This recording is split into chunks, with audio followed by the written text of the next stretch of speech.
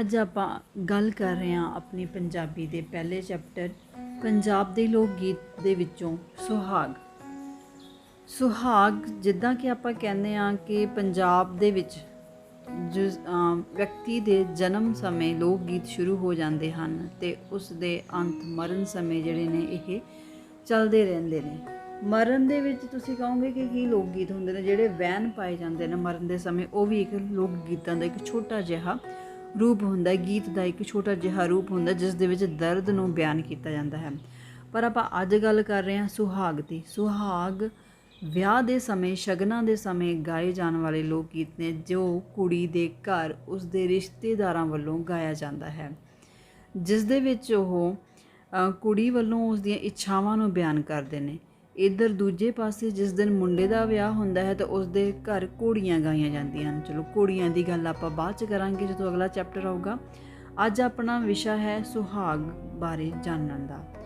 ਤਾਂ ਸੁਹਾਗ ਮੈਂ ਤੁਹਾਨੂੰ ਦੱਸਿਆ ਹੈ ਕਿ ਇੱਕ ਕੁੜੀ ਦੇ ਵਿਆਹ ਦੇ ਸਮੇਂ ਗਾਇਆ ਜਾਣ ਵਾਲਾ ਲੋਕ ਗੀਤ ਹੈ ਜਿਸ ਦੇ ਵਿੱਚ ਕੁਝ ਰਿਸ਼ਤੇਦਾਰਾਂ ਵੱਲੋਂ ਕੁੜੀ ਦੀ ਇੱਛਾ ਕਿ ਉਸਨੂੰ ਕਿਸ ਤਰੀਕੇ ਦਾ ਵਰ ਚਾਹੀਦਾ ਹੈ, ਕਿਸ ਤਰੀਕੇ ਦੀ ਉਸ ਦੇ ਸਹੁਰਾ ਪਰਿਵਾਰ ਚਾਹੀਦਾ ਹੈ, ਉਸਦੀ ਉਮਰ, ਉਸਦੇ ਜੋਬਨ ਦੀ ਗੱਲ ਕੀਤੀ ਗਈ ਹੈ। ਇਸ ਦੇ ਵਿੱਚ ਕਿਹਾ ਜਾਂਦਾ ਹੈ ਕਿ ਜਿਹੜੇ ਕੁੜੀ ਦੇ ਵਿਆਹ ਦੇ ਸਮੇਂ ਇਕੱਤਰਿਤ ਹੁੰਦੀਆਂ ਨੇ, ਆਂਢ ਗੁਆਂਢ ਅਤੇ ਜਾਂ ਚਾਚੇ ਤਾਏ ਦੀਆਂ ਜਾਂ ਫਿਰ ਨਾਨਕਿਆਂ ਦਾਦਕਿਆਂ ਦੀਆਂ ਇਸਤਰੀਆਂ ਇਕੱਠੀਆਂ ਹੋ ਕੇ ਲੋਕ ਗੀਤ ਗਾਉਂਦੀਆਂ ਨੇ, ਜਿਸ ਦੇ ਵਿੱਚ ਉਹ ਬਾਬਲ ਨੂੰ ਆਪਣਾ ਰਾਜਾ ਮੰਨਦੀ ਹੈ ਅਤੇ ਜਿਸ ਘਰ ਵਿੱਚ ਰਹਿੰਦੀ ਹੈ ਉਸ ਨੂੰ ਉਹ ਮਹਿਲ ਕਹਿ ਕੇ ਸੰਬੋਧਨ ਕਰਦੀ ਹੈ ਅਤੇ ਮਾਂ ਨੂੰ ਉਹ ਘਰ ਦੀ ਰਾਣੀ ਮੰਨਦੀ ਹੈ। ਤਾਂ ਉਹ ਆਪਣੇ ਬਾਬਲ ਨੂੰ ਆਪਣੇ ਵਿਆਹ ਦੀ ਫਿਕਰ ਬਾਰੇ ਚਿੰਤਤ ਹੋਈ ਜਿਹੜੀਆਂ ਔਰਤਾਂ ਨੇ ਉਹ ਉਸ ਨਾਲ ਸੰਬੰਧਿਤ ਲੋਕ ਗੀਤ ਗਾਉਂਦੀਆਂ ਨੇ। ਤਾਂ ਹੁਣ ਆਪਾਂ ਗੱਲ ਕੀ ਕਰਦੇ ਹਾਂ ਕਿ ਜਿਹੜਾ ਹੈਗਾ ਸੁਹਾਗ ਹੁੰਦਾ ਕੀ ਹੈ। ਸੁਹਾਗ ਇੱਕ ਲੋਕ ਗੀਤ ਦਾ ਰੂਪ ਹੈ। ਇਹ ਵਿਆਹ ਦੇ ਦਿਨਾਂ ਵਿੱਚ ਕੁੜੀ ਦੇ ਘਰ ਇਸਤਰੀਆਂ ਵੱਲੋਂ ਗਾਇਆ ਜਾਣ ਵਾਲਾ ਇੱਕ ਗੀਤ ਹੈ। ਸੁਹਾਗ ਲੋਕ ਗੀਤ ਦਾ ਉਹ ਰੂਪ ਹੈ ਜੋ ਕਿ ਵਿਆਹ ਦੇ ਦਿਨਾਂ ਵਿੱਚ ਕੁੜੀ ਦੇ ਘਰ ਗਾਇਆ ਜਾਂਦਾ ਹੈ। ਇਸ ਵਿੱਚ ਵਿਆਹੀ ਜਾਣ ਵਾਲੀ ਕੁੜੀ ਦੇ ਹਾਵ ਭਾਵ, ਵਿਆਹ ਦੀ ਕਾਮਨਾ, ਸੋਹਣੇ ਵਰ ਤੇ ਚੰਗੇ ਘਰ ਦੀ ਲੋਚਾ, ਪੇਕੇ ਤੇ ਸਹੁਰੇ ਘਰ ਨਾਲ ਇੱਕ ਰਸ ਵਿਆਹੁਤਾ ਜ਼ਿੰਦਗੀ ਦੀ ਕਲਪਨਾ, ਮਾਪਿਆਂ ਦਾ ਘਰ ਛੱਡੇ ਜਾਣ ਦਾ ਉਦਰੇਵਾਂ ਅਤੇ ਸੱਭਿਆਚਾਰਕ ਪ੍ਰਭਾਵਾਂ ਦਾ ਵਰਣਨ ਹੁੰਦਾ ਹੈ। ਮਤਲਬ ਕਿ ਜਿਹੜੇ ਇਹ ਲੋਕ ਗੀਤ ਨੇ, ਲੋਕ ਗੀਤਾਂ ਦਾ ਵਿੱਚੋਂ ਜਿਹੜਾ ਇੱਕ ਰੂਪ ਹੈ ਛੋਟਾ ਜਿਹਾ ਸੁਹਾਗ। ਸੁਹਾਗ ਇੱਕ ਇਸਤਰੀ ਦੇ ਘਰ ਵਿੱਚ ਗਾਇਆ ਜਾਣ ਵਾਲਾ, ਇਸਤਰੀਆਂ ਵੱਲੋਂ ਹੀ ਗਾਇਆ ਜਾਣ ਵਾਲਾ ਇੱਕ ਲੋਕ ਗੀਤ ਹੈ ਜਿਸ ਦੇ ਵਿੱਚ ਕੁੜੀ ਦੀਆਂ ਇੱਛਾਵਾਂ ਅਤੇ ਉਸ ਦੇ ਨਾਲ ਹੀ ਉਸ ਦੇ ਪਰਿਵਾਰ ਨਾਲੋਂ ਵਿਛੋੜੇ ਦੇ ਦਰਦ ਨੂੰ ਬਿਆਨ ਕੀਤਾ ਹੈ। ਤਾਂ ਹੁਣ ਸਾਡਾ ਅੱਜ ਦਾ ਵਿਸ਼ਾ ਹੈ ਚੜ੍ਹ ਚੁਬਾਰੇ ਸੁੱਤਿਆ, ਜਿਹੜਾ ਸਾਡੇ ਵਿਸ਼ੇ ਦੇ ਵਿੱਚ ਸੰਬੰਧਿਤ ਪਹਿਲਾ ਲੋਕ ਗੀਤ ਹੈ। ਤਾਂ ਹੁਣ ਉਹ ਕੀ ਕਹਿੰਦੇ ਨੇ, ਚੜ੍ਹ ਚੁਬਾਰੇ ਸੁੱਤਿਆ ਬਾਬਲ, ਆਈ ਬਨੇਰੇ ਦੀ ਛਾਂ, ਤੂੰ ਸੁੱਤਾ ਲੋਕੀ ਜਾਗਦੇ, ਘਰ ਬੇਟੜੀ ਹੋਈ ਮੁਟਿਆਰ, ਛੰਨਾ ਤਾਂ ਭਰਿਆ ਦੁੱਧ ਦਾ ਵਾਰੀ, ਨਹਾਵਣ ਚੱਲੀਆਂ ਤਲਾਂ, ਮੈਲ ਹੋਵੇ ਝਟ ਝੜ ਜਾਵੇ ਵਾਰੀ, ਰੂਪ ਨਾ ਚੜਿਆ ਜਾ।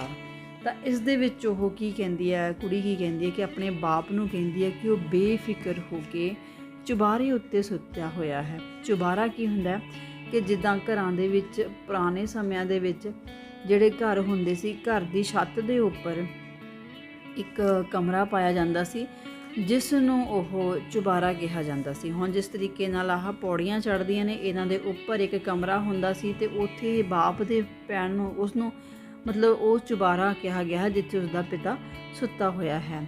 ਤਾਂ ਹੁਣ ਅੱਗੇ ਉਹ ਗੱਲ ਕੀ ਕਰਦੇ ਆ ਕਿ ਚੜ੍ਹ ਚੁਬਾਰੇ ਸੁੱਤਿਆ ਬਾਬਲ, ਆਈ ਬਨੇਰੇ ਦੀ ਛਾਂ। ਬਨੇਰਾ ਕਿਸ ਨੂੰ ਕਿਹਾ ਗਿਆ ਹੈ? ਜਿਹੜੀ ਘਰ ਦੀ ਕੰਨੀ ਹੁੰਦੀ ਹੈ, ਬੰਨੀ ਹੁੰਦੀ ਹੈ, ਕਿਨਾਰਾ ਹੁੰਦਾ ਹੈ ਜਾਂ ਇਹ ਵਾਲੀ ਚੀਜ਼ ਹੁੰਦੀ ਹੈ, ਇਸ ਨੂੰ ਬਨੇਰਾ ਕਿਹਾ ਜਾਂਦਾ ਹੈ।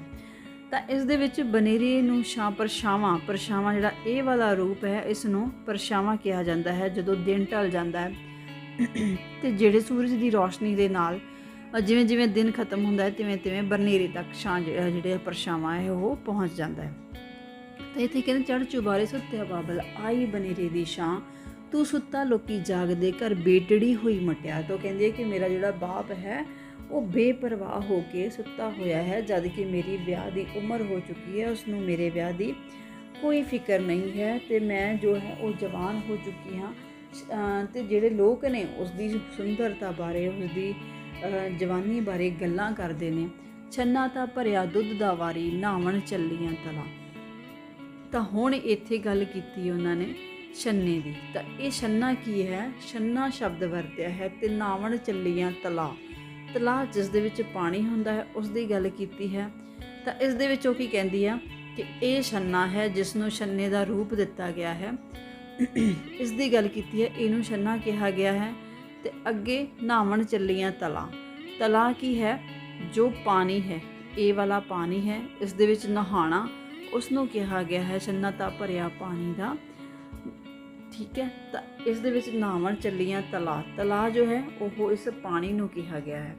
ਹੁਣ ਆਪਣਾ ਕੀ ਹੈ ਕਿ ਛੰਨਾ ਭਰਿਆ ਦੁੱਧ ਦਾ ਵਾਰੀ, ਨਹਾਵਣ ਚੱਲੀਆਂ ਤਲਾ। ਤਾਂ ਜਿਹੜਾ ਉਹ ਛੰਨਾ ਹੈ, ਇਹ ਵਾਲਾ ਛੰਨੇ ਦੀ ਗੱਲ ਕੀਤੀ ਹੈ ਕਿ ਇਹ ਜਿਹੜਾ ਦੁੱਧ ਦਾ ਭਰਿਆ ਹੋਇਆ ਹੈ, ਭਾਵ ਕਿ ਮੇਰੀ ਜਿਹੜੀ ਜਵਾਨੀ ਹੈ ਉਹ ਭਰ ਜੋਬਨ 'ਤੇ ਆ ਚੁੱਕੀ ਹੈ। ਇਸ ਤੋਂ ਬਾਅਦ ਜਿਹੜਾ ਹੈਗਾ ਮੇਰੀ ਉਮਰ ਢਲਣੀ ਸ਼ੁਰੂ ਹੋ ਜੂਗੀ।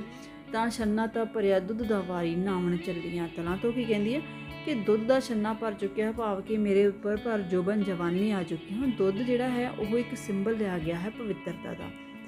ਘਰਾਂ ਦੇ ਵਿੱਚ ਕੁਝ ਵੀ ਕੋਈ ਗੱਲ ਹੋਵੇ ਤਾਂ ਕੀ ਕਹਿੰਦੇ ਕਿ ਕੱਚੀ ਲੱਸੀ ਦਾ ਛਿੱਟਾ ਦੇ ਦਿਓ। ਤਾਂ ਇਹਦਾ ਮਤਲਬ ਹੁੰਦਾ ਕਿ ਦੁੱਧ ਨੂੰ ਪਵਿੱਤਰ ਮੰਨਿਆ ਜਾਂਦਾ ਹੈ।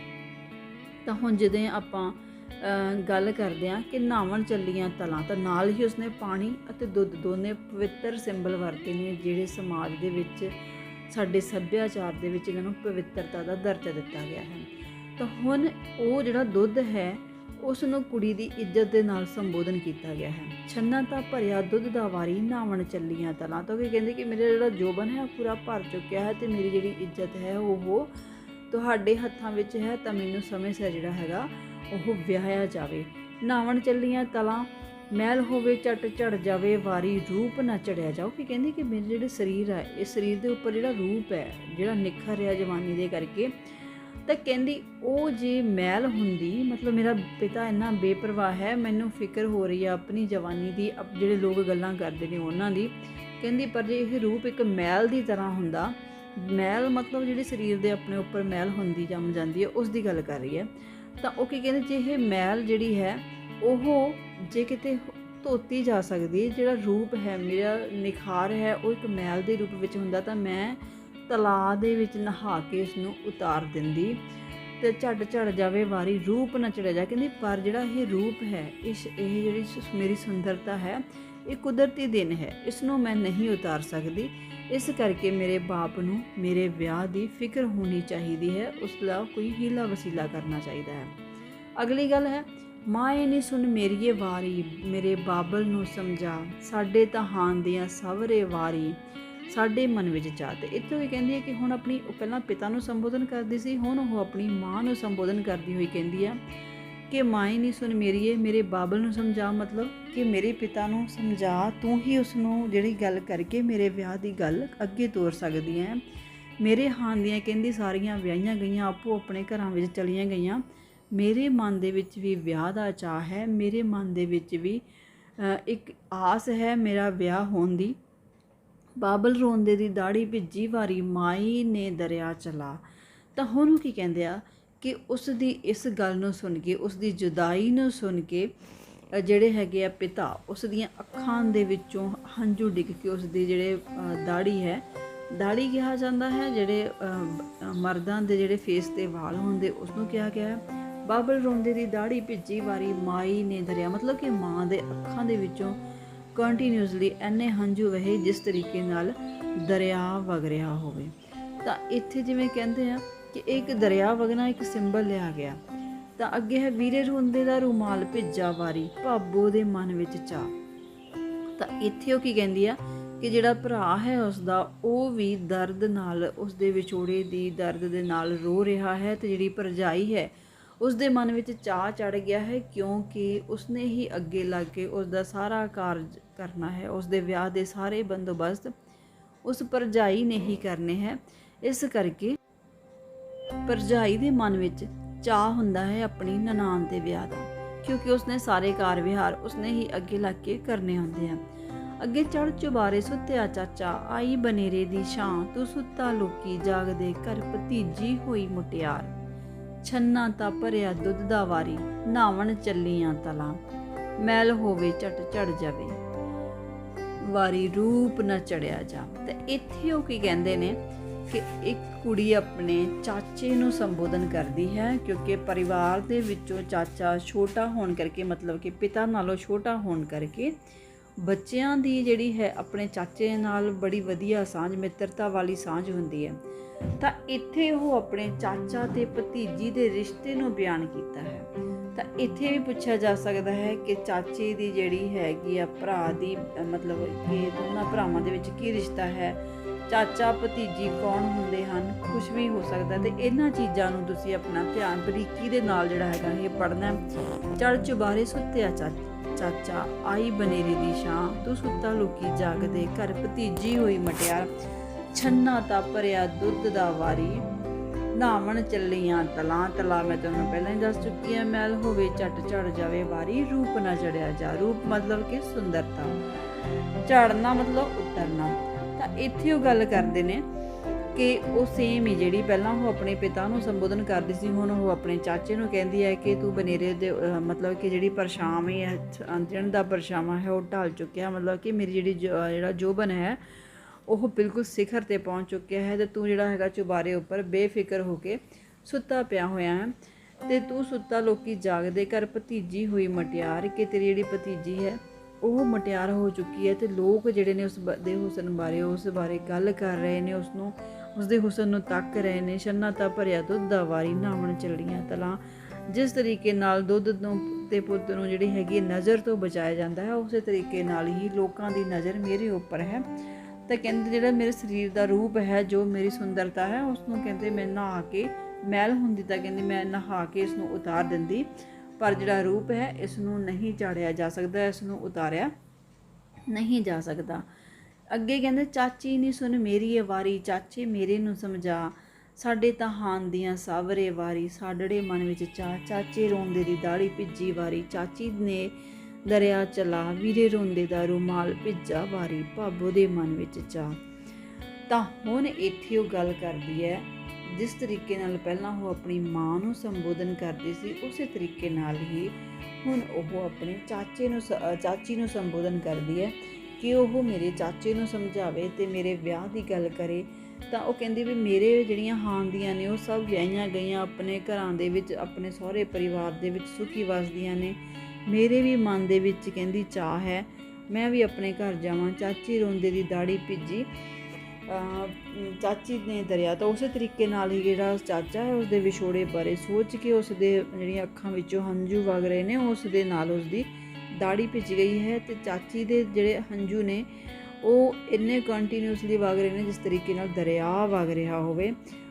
ਵੀਰੇ ਰੋਂਦੇ ਦਾ ਰੁਮਾਲ ਭਿੱਜਾ ਵਾਰੀ, ਭਾਬੋ ਦੇ ਮਨ ਵਿੱਚ ਚਾਹ। ਇੱਥੇ ਵੀ ਉਸ ਦੇ ਜਿਹੜਾ ਚਾਚੇ ਦਾ ਮੁੰਡਾ ਹੈ ਉਸ ਦੇ ਵਿਛੋੜੇ ਬਾਰੇ ਸੋਚ ਕੇ ਉਸਦਾ ਰੋ ਕੇ ਉਸਦਾ ਰੁਮਾਲ ਭਿੱਜ ਜਾਂਦਾ ਹੈ। ਅਤੇ ਉਸਦੀ ਭਰਜਾਈ ਜਿਹੜੀ ਉਸਦੇ ਭਰਾ ਦੀ ਘਰ ਵਾਲੀ ਹੁੰਦੀ ਆ, ਉਸਨੂੰ ਚਾਅ ਚੜ੍ਹ ਜਾਂਦਾ ਹੈ ਕਿ ਘਰ ਦੇ ਵਿੱਚ ਸ਼ਗਨ ਹੋਣਗੇ, ਫਿਰ ਉਹ ਜਿਹੜੀਆਂ ਭਰਜਾਈਆਂ ਨੇ ਉਹ ਮੂਹਰੇ ਲੱਗ ਕੇ ਕਾਰ ਵਿਹਾਰ ਕਰਨਗੀਆਂ। ਤਾਂ ਇਸ ਤਰੀਕੇ ਨਾਲ ਜਿਹੜਾ ਹੈਗਾ ਉਹ ਇਸ ਦੇ ਮਤਲਬ ਵਿਆਹ ਦੇ ਕਾਰਜ ਦੇ ਵਿੱਚ ਰੁੱਝ ਜਾਣਗੀਆਂ। ਤਾਂ ਹੁਣ ਆਪਾਂ ਗੱਲ ਕਰਦੇ ਹਾਂ, ਇੱਥੇ ਆਪਣਾ ਜਿਹੜਾ ਹੈਗਾ ਪੂਰਾ ਇਹ ਪ੍ਰਸੰਗ ਜਿਹੜਾ ਹੈਗਾ ਇਹ ਖਤਮ ਹੋ ਜਾਂਦਾ, ਇਸ ਦੀ ਵਿਆਖਿਆ ਸਰਲ ਅਰਥ। ਤਾਂ ਆਪਾਂ ਜਦੋਂ ਵੀ ਕਿਸੇ ਵੀ ਚੀਜ਼ ਦੇ ਸਰਲ ਅਰਥ ਕਰਨੇ ਨੇ ਤਾਂ ਸਭ ਤੋਂ ਪਹਿਲਾਂ ਉਸ ਰਚਨਾ ਬਾਰੇ ਦੱਸਣਾ ਹੈ। ਤਾਂ ਸਭ ਤੋਂ ਪਹਿਲਾਂ ਤੁਸੀਂ ਇਹ ਲਿਖੋਗੇ ਕਿ ਇਹ ਜਿਹੜੀ ਰਚਨਾ ਹੈ ਇਹ ਸਾਡੀ ਪੰਜਾਬੀ ਦੀ ਪਾਠ ਪੁਸਤਕ ਲਾਜ਼ਮੀ ਪੰਜਾਬੀ ਦੇ ਵਿੱਚੋਂ ਪੰਜਾਬੀ ਲੋਕ ਗੀਤ ਵਿੱਚੋਂ ਲਈ ਗਈ ਹੈ, ਜੋ ਸੁਹਾਗ ਨਾਲ ਸੰਬੰਧਿਤ ਗੀਤ ਹਨ, ਜਿਸ ਨੂੰ ਚੜ੍ਹ ਚੁਬਾਰੇ ਸੁੱਤਿਆ ਸਿਰਲੇਖ ਹੇਠ ਦਰਜ ਕੀਤਾ ਗਿਆ ਹੈ। ਇਸ ਦੇ ਵਿੱਚ ਇੱਕ ਕੁੜੀ ਆਪਣੇ ਪਿਤਾ ਨੂੰ ਸੰਬੋਧਨ ਕਰਦੀ ਹੈ, ਉਸਨੂੰ ਬਾਬਲ ਨੂੰ ਆਪਣਾ ਰਾਜਾ ਸਮਝਦੀ ਹੈ ਅਤੇ ਉਸ ਨਾਲ ਆਪਣੇ ਦਿਲ ਦੀ ਗੱਲ ਕਰਦੀ ਹੈ ਕਿ ਉਸਨੂੰ ਕਿਸ ਤਰੀਕੇ ਦਾ ਆਪਣੇ ਪਰਿਵਾਰ ਦੇ ਵਿੱਚ ਜਾਣ ਦਾ ਸਮਾਂ ਆ ਚੁੱਕਿਆ ਹੈ ਅਤੇ ਉਹ ਜਿਹੜਾ ਉਸਦਾ ਪਿਤਾ ਹੈ ਉਹ ਇਸ ਸੰਬੰਧੀ ਬੇਫਿਕਰ ਹੈ। ਤਾਂ ਹੁਣ ਇਸ ਦੇ ਵਿੱਚ ਸ਼ਾਰਟ ਕੁਐਸਚਨ ਦੇ ਵਿੱਚ ਇਹ ਵੀ ਪੁੱਛਿਆ ਜਾ ਸਕਦਾ ਹੈ ਕਿ ਇਹਦੇ ਵਿੱਚ ਕਿਹੜੇ ਰਿਸ਼ਤਿਆਂ ਦੀ ਗੱਲ ਕੀਤੀ ਗਈ ਹੈ। ਜਿਵੇਂ ਕਿ ਆਪਾਂ ਪਹਿਲਾਂ ਵੀ ਪੜ੍ਹ ਚੁੱਕੇ ਹਾਂ, ਇਸ ਦੇ ਵਿੱਚ ਬਾਬਲ ਪਿਤਾ, ਮਾਂ ਰਾਣੀ ਮੰਨਿਆ ਗਿਆ ਹੈ, ਅਤੇ ਜਿਹੜਾ ਚਾਚਾ ਅਤੇ ਚਾਚੀ ਹੈ, ਅਤੇ ਭਰਾ ਭਰਜਾਈ, ਅਤੇ ਅੱਗੋਂ ਚਾਚੇ ਦਾ ਬੇਟਾ ਅਤੇ ਉਸ ਦੀ ਜਿਹੜੀ ਨੂੰਹ ਹੈ, ਉਹਨਾਂ ਰਿਸ਼ਤਿਆਂ ਦੀ ਗੱਲ ਕੀਤੀ ਗਈ। ਮਤਲਬ ਕਿ ਇਸ ਦੇ ਨਾਲ ਸਿਰਫ ਦਾਦਕਿਆਂ ਨਾਲ ਸੰਬੰਧਿਤ ਹੀ ਰਿਸ਼ਤੇ ਨੇ ਉਹਨਾਂ ਦੀ ਗੱਲ ਕੀਤੀ ਗਈ ਹੈ। ਇਸ ਦੇ ਵਿੱਚ ਇੱਕ ਕੁੜੀ ਆਪਣੀਆਂ ਇੱਛਾਵਾਂ ਦੱਸਦੀ ਹੈ ਕਿ ਉਸ ਜਿਹੜੀ ਉਮਰ ਹੈ ਉਹ ਵਿਆਹ ਦੀ ਹੋ ਚੁੱਕੀ ਹੈ ਤੇ ਆਪਣੇ ਬਾਬਲ ਨੂੰ ਉਹ ਸੁਚੇਤ ਕਰਦੀ ਹੈ ਕਿ ਉਹ ਉਸ ਲਈ ਅੱਗੇ ਕੋਈ ਉਸਦਾ ਹੀਲਾ ਵਸੀਲਾ ਕਰੇ। ਤਾਂ ਇਸ ਨਾਲ ਸੰਬੰਧਿਤ ਜਿਹੜੇ ਲੋਕ ਗੀਤ ਨੇ ਉਹ ਇੱਥੇ ਹੀ ਖਤਮ ਹੁੰਦਾ ਹੈ।